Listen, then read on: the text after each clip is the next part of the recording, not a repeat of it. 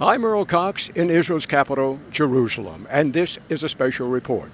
Israel, unlike most countries in the world, is on constant alert against war, which inevitably will hit her south and her north borders simultaneously.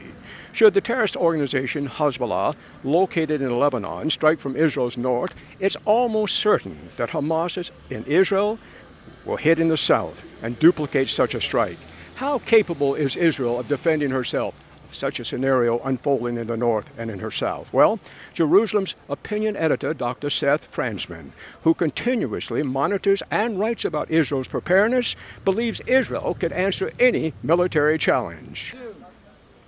Dr. Frantzman, is Israel prepared if she is hit from the south and the north to defend herself?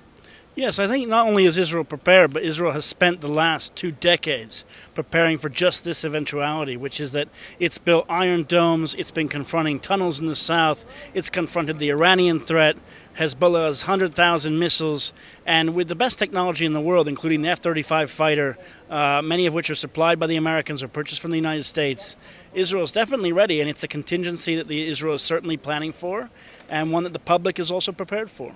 You spend a lot of time in the south and in the north covering news. People who read your articles understand you could conceivably be known as an expert. So I'm going to ask you, when we talk about war between Hezbollah and Israel, between Hamas and Israel, we're talking about a large group of numbers and a large group of people who have the weapons to do the job. And I'm talking about Hezbollah with 150,000 of those rockets that are GPS guided. What's going to happen in Israel if you have 200,000 deaths in Tel Aviv alone? Well, I think no matter what, in the end of the day, Israel has been training in terms of what it's called the Home Front Command. It's been training people and telling them that when there are sirens, you need to go in your shelters, you need to let the Air Force handle it. Obviously, in terms of an all-out rocket onslaught from the south and the north, Israel can't stop every single rocket.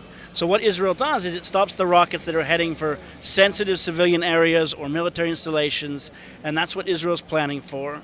And I think in the end of the day, Israel is the most technologically advanced military almost in the world. And this is what it's going to have to confront. And I think the citizens of Israel have to know that there could be difficult days, but in the end, Israel will prevail against its serious adversaries. But how do you handle 200 deaths in Tel Aviv alone? Well, hopefully there won't be 200 deaths in Tel Aviv alone. Hopefully, basically, there will be 0 deaths in Tel Aviv. I think that if there are deaths, Israel has the search and rescue capability. It has the medical facilities to deal with that. It has the foreign support in the United States and other countries in the world who will assist it. And I think that Israel has shown over the last decades that during the Second Intifada, for instance, when 800 Israelis were killed, Israel will soldier on and Israel will be fine in the end.